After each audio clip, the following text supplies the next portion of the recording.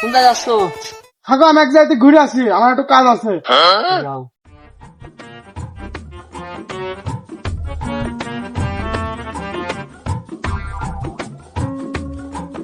ও রাব্বি, রাব্বি, রাব্বি, আব্বা, সিগারেটের প্যাকেটটা পড়ে গেল, তুলো।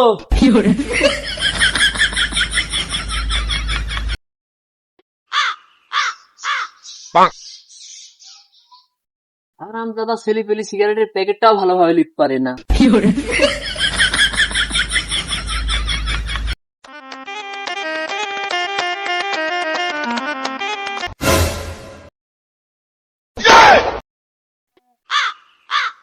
আব্বা, বুঝলো? আমার সিগারেট দাও, আমার সিগারেট ফুরিয়ে গেছে।